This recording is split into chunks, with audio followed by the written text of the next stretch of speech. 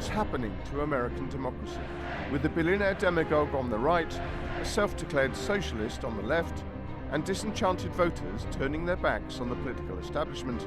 The nomination race for this year's presidential election has become the most polarized for decades.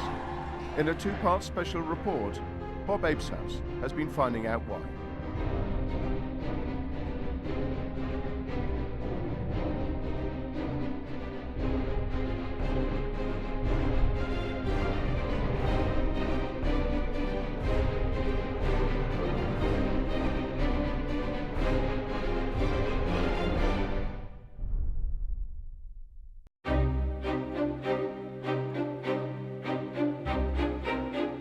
Few took it seriously when billionaire and reality TV star Donald Trump launched his campaign for America's highest office last June. I am officially running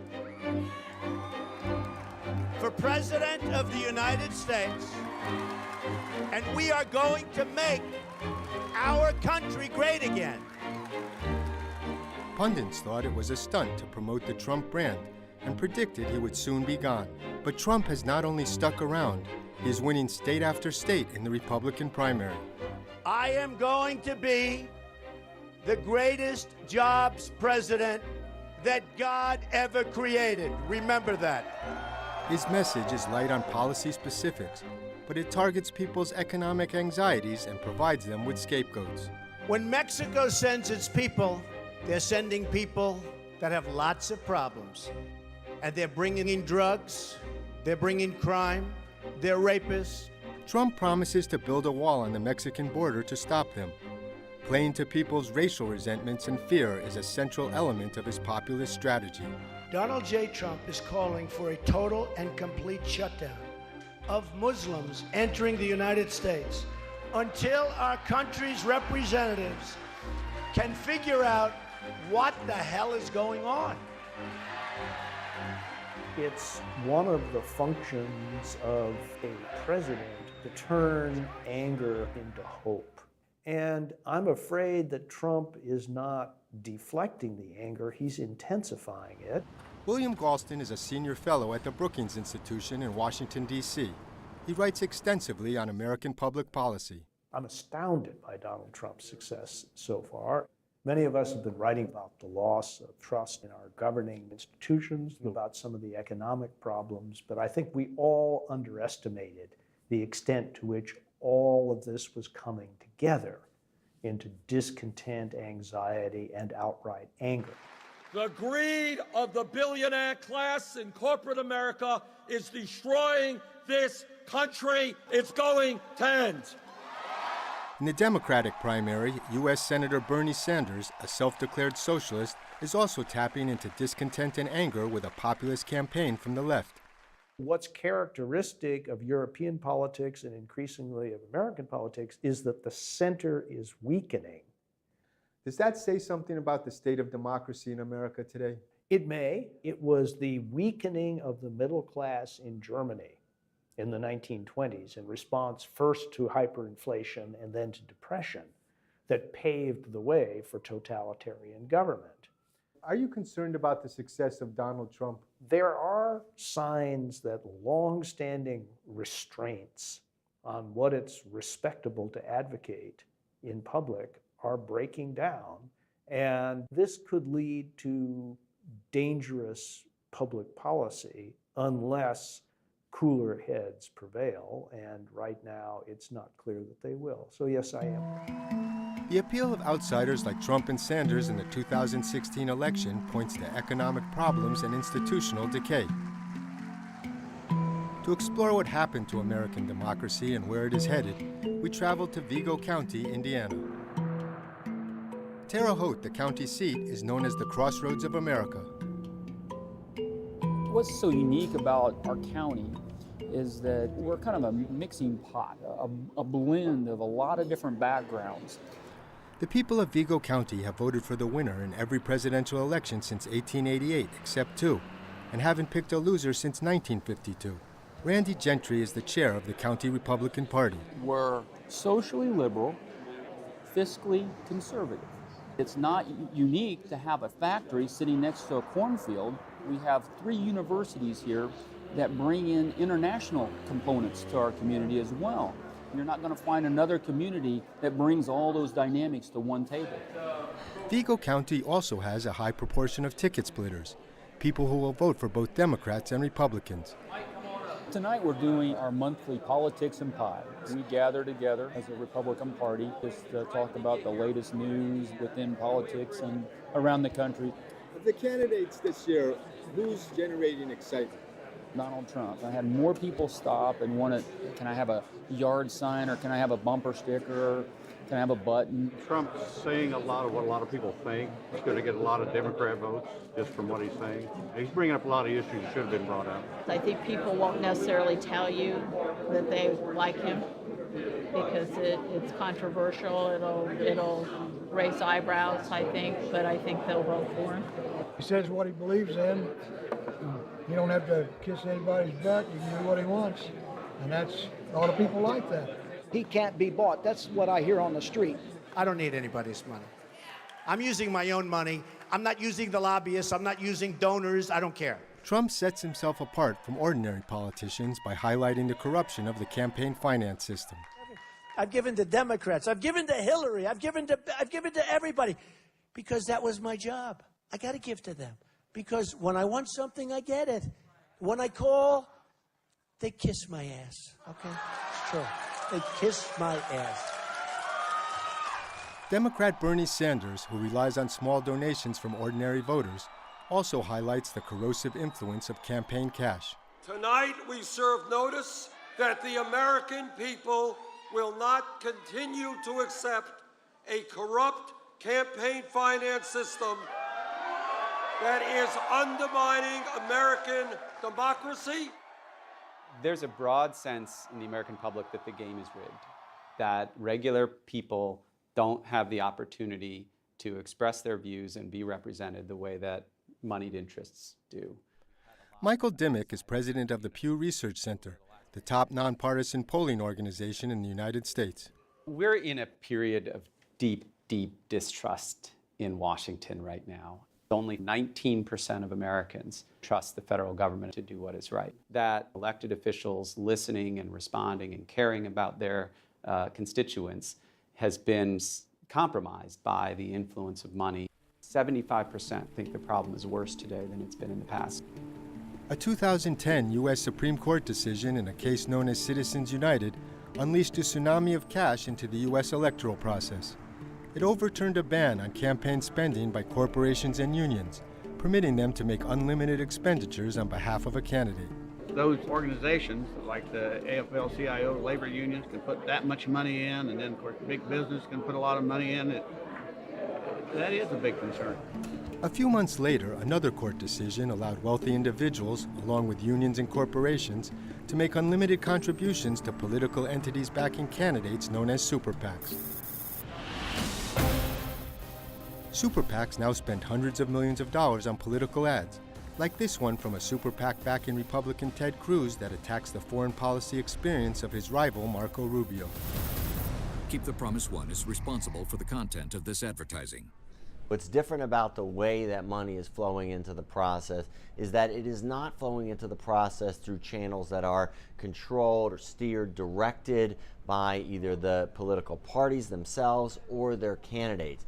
We may never know the full extent of how much is spent. Ken Vogel is the chief investigative reporter for the Washington, D.C. publication Politico. He focuses on money and politics. Trump's success and Trump's ability to stay on top of the polls is a function of the new money and politics system that we have, both because there is a weaker Republican Party that is unable to do the things necessary to make it more difficult for him to continue to run, but also super PACs being able to support other candidates who might not otherwise be able to stay in the race. Why have the new rules in regard to campaign finance weakened American political parties? The Supreme Court decision, Citizens United, sort of precipitated the migration of money and power away from the organized political parties into these billionaires and millionaires and outside groups funded by them. What happened to Jeb Bush? And instead of targeting Trump early on, super PACs funded by wealthy contributors attacked rivals competing for the establishment vote. Marco Rubio. He ran for These candidates without that super PAC might not otherwise be able to sustain a campaign for a prolonged period of time. Their ability to do so has made it harder for a single alternative to Trump to arise and take him on. The man perhaps most responsible for the rise of super PACs is attorney James Bopp. He lives in Terre Haute and is a special counsel to the Republican National Committee. I brought the case on behalf of Citizens United, handled the case in the district court, got the case accepted by the United States Supreme Court. You know, in my view, these restrictions were contrary to the First Amendment, and not enough money was being spent in our elections. As a result, people were really woefully ignorant of even basic facts about our electoral system. What do you say about the argument that the rise of super PACs has contributed to the weakening of the party, and that is not good for democracy? That is true, but the resolution of that is striking the restrictions on political parties so that they, just like super PACs, can compete. Donald Trump, when I spoke to a lot of people in Terre Haute, right? I mean, one of the strongest arguments on his behalf is that he can't be bought. And he also says, you know, that he's given money to politicians and he knows what that means. He's bragging. In any event, I mean, it's an appealing message to voters. Sure. There's a very deep cynicism in America, and there always has been, about politicians and government. But the cynicism about money in politics has grown enormously. 2/3 of Americans think that Citizens United fundamentally changed and undermined democracy. Isn't that a problem if people start to doubt the process and think that the wealthy are the ones that are getting the laws written on their behalf? I disagree that for a healthy democracy, we need to trust the government. No, we need to be cynical about the government. We need to understand that the government is there to take our money and to give it to friends of theirs. That's what the Democrats do. It's called redistribution. In fact, tax bills in Congress that affect the distribution of income are the best place to find out who really has power and influence in Washington, D.C. Taxes is probably the biggest battle there is that pits wealthy special interests, both corporations and rich people, against everybody else. Frank Clemente lobbies on Capitol Hill for a public interest group called Americans for Tax Fairness. We've done a lot of polling on taxes. Exhibit A for the public about why the system is rigged, why the system is corrupt, is their view that the tax system is designed for the wealthy, it's designed for big corporations. In 2014, Clemente's group released a report analyzing lobbying by corporations, Wall Street, and the high-tech industry over tax breaks that get extended by Congress every year or two. What surprised you most about this study when you were doing it? The number of lobbyists. 1,400 lobbyists is a lot of lobbyists. It's a lot of people. It's a small army, and that they're up here lobbying Congress day in and day out on these issues. The reason U.S. companies are so keen on buying influence in Congress is because it allows them to push through legislation that is of enormous financial benefit. One of the best examples of this is a law that creates a loophole that allows companies to avoid paying taxes on their huge profits unless that money is brought back into the U.S. The loophole is called the active financing exception. This chart shows the top 30 companies and trade associations that were lobbying on the active financing exception over a 3-year period. And General Electric is at the top. They've got a financial arm called GE Capital. We've got Citigroup, which is obviously one of the biggest banks. Goldman Sachs, Bank of America, JP Morgan Chase. These are a lot of the banks that got bailed out in 2008. Yep, and their trade associations. Clemente's report only covered lobbying from 2011 through September 2013. We brought it up to date and added an analysis of campaign contributions. What do you see in this chart? Yeah, well, you've got $1.1 billion was spent by these 30 companies on lobbying. That works with what we got. So here, these companies have given $17 million to Democrats and $20 million to Republicans. So the active financing exception has been a good way for politicians to raise money, too. Oh, yeah. And the way to think about campaign contributions is it's a big door opener. It's what gets you your phone calls answered, your face-to-face time with the senator. Because if you weren't giving campaign contributions and you're just lobbying, you're only half in the game. To To some, it's also where American democracy has come to die. Last December, the U.S. Congress passed a tax bill that made the active financing exception loophole permanent. There was a $78 billion tax giveaway to corporations and largely to Wall Street financial houses. Money that could go to make critical investments in this country, or money that could go to help reduce the deficit if you're fiscally conservative. Where is that $78 billion going to end up? A lot of it in places like this, the Cayman Islands. A mecca not only for tourists, but wealthy tax dodgers and the U.S. Fortune 500. Hidden among all of this is a major financial center. We found that 1/4 of the Fortune 500 companies had a subsidiary in the Caymans. Richard Phillips is the primary author of Offshore Shell Games, a report released last October that examined the use of tax havens by American companies. How much money does the Fortune 500 keep offshore? Our study found that about $2.1 trillion is being held by these companies offshore, and that if they were forced to pay taxes on it, they would pay about $620 billion. So here we are at Ooglan House. Yeah, Ooglan House is the home to nearly 20,000 corporations, even though, as you can see, it's a relatively small building. So the companies are registered here? Yeah, and they claim that this is their address so that they can take advantage of all these different tax loopholes and pay nothing in taxes. The IRS data shows that U.S. companies are reporting $51 billion a year in profits in the Cayman Islands. According to American tax policy, it's all legal, right? Yeah, it's absolutely legal. What most of these companies are doing are following the letter of the law. I have done a lot of work with international companies, yes. Attorney Patrick Schmid, who heads a legal services firm called ALPS, has helped many American companies set up subsidiaries in the Caymans. I don't know what is meant by the Caymans being a tax haven. I consider Cayman an international financial center. But come on, the best thing the Caymans offers is no taxes, isn't it? Quite often they don't even tell us. We're only a small portion of the entirety of the transaction. Are people in the financial industry down here aware of debates in the Congress over tax policy? If they decide to eliminate the active financing exception, that it's going to impact our business? Yes, by and large, the legal community here would be very much cognizant of and constantly watching the things that goes on in the jurisdictions from which we get the majority of our business. The U.S. Congress could shut it down at any time, but it's because of the lobbying from the corporations and it's because of the influence of U.S. business that we haven't shut it down. Various firms and business associations who lobbied for the active financing exception, including the U.S. Chamber of Commerce and the Securities and Financial Markets Association, declined our request for an interview.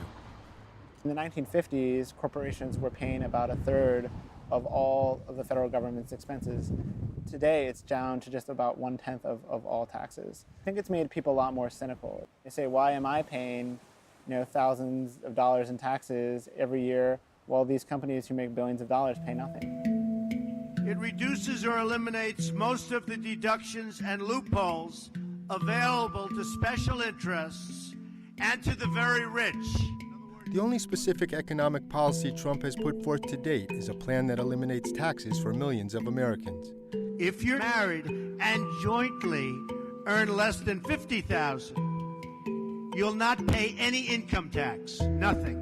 It's estimated Trump's plan would increase the debt by about $10 trillion over 10 years, but it would also prevent companies from parking money in tax havens like the Caymans. So it ends the deferral of taxes on corporate income earned abroad. Democrat Bernie Sanders also wants to eliminate offshore tax loopholes. You have major corporations stashing their money in the Cayman Islands and other tax havens, and in a given year not paying a nickel in federal taxes. Okay? We are going to make them pay their taxes. But unlike Trump, Sanders would not cut taxes for corporations or allow them to repatriate their trillions at a discounted rate. The differences between the two aren't lost on union leaders back in Terre Haute. We caught up with Tom Szymanski of the International Brotherhood of Electrical Workers at an apprentice training program. We have to, as working class people, blue collar people, as middle class people, stay with the candidates that really do have our own interests in mind and not a billionaire. Are the unions as strong here in Terre Haute as they were in the past? In Terre Haute itself, we're still doing pretty well. It's always been known since the late 1800s to be a strong union town. Terre Haute was the home of the American Union leader Eugene Debs, one of Bernie Sanders' heroes. What are you hearing from your members about the election? We see a split pretty much between our members kind of talking about Donald Trump and supporting what he's saying. And then on the other side, we have a lot of talk and support for Bernie Sanders. It's interesting that they're not really going with the mainstream political candidates like they did in the past. Why do your members like Trump? Well, unfortunately, it's the jobs issues. With a lot of folks, immigration seems to be kind of the focal point. So they think immigration affects wages? Yes, instead of blaming the economics, they want a scapegoat. Is it tough for middle-class people in Terre Haute right now? I think they're tough anywhere in the country right now for the middle class. We had a wide variety of industry here, but because of different economic factors, trade deals, and jobs going overseas, we've lost a lot of that. I'm angry at incompetence. I'm angry when China's making $500 billion a year and sucking our jobs and sucking our money out of our country, and we don't do anything about it. White working-class voters who have been hurt by globalization and trade are the core of Trump's support. Over the last 30 years, the hourly wages of workers in the U.S. have been stagnant or fallen. Many of them are angry about economic conditions, but more than that, they experience a sense of insult, loss of status. They think that elites look down on them. They feel that each political party has taken them for granted in different ways, so it's now coming out as a kind of rejection of the establishment as a whole. Trump is also tapping into lingering anger over the 2008 Wall Street crash and its aftermath. One of the deep frustrations coming out of the economic downturn was a sense that nobody was held accountable for a failure in the economic process that led to hundreds and thousands of people losing equity and wealth that they had spent decades building up in home ownership in particular. The American middle class, which has been shrinking since the 1970s, is no longer the country's economic majority. That's a condition Democratic frontrunner Hillary Clinton also promises to reverse. The middle class needs a raise. And more good jobs, jobs that pay enough for a family to live on. It is not a good idea for democratic governments to allow the needs of the middle class and the needs of people who are working hard to get into the middle class to be ignored for a great length of time, and unfortunately, that is what has been happening. All around Terre Haute, we kept bumping into people who felt Trump has what it takes to really respond to the needs of the middle class. We need jobs. So sometimes you need a businessman to negotiate, not a politician. This man and other volunteers were pumping gas to raise donations for the needy. Everyone's struggling and, money's tight these days, so the need keeps getting greater and greater. This volunteer said he comes from a solid Democratic family, but is voting for Trump. Now I'm crossing the threshold into a new era with a Republican. But Trump's never been in politics. I don't think we really need somebody that has a political background. I think we just need to have somebody that's got common sense and can work numbers well. So you think Trump can win the whole thing? I think he's going to win, period. I think he's our new man. He's in. The skills of a CEO are not directly transferable to the Oval Office. It doesn't work that way. Do you think American politics may be on the verge of a major transition that can empower right-wing populism or give birth to a new era of progressivism? If you look at what's distinctive about American political culture, it's belief in the American dream. If you work hard, you try to do the right things for your family, that you'll move ahead. That it's within your control to determine your economic destiny. And this loss of sense of control, if that persists, it will lead to very significant political changes, the exact shape of which I am not smart enough to predict, but I know they will happen.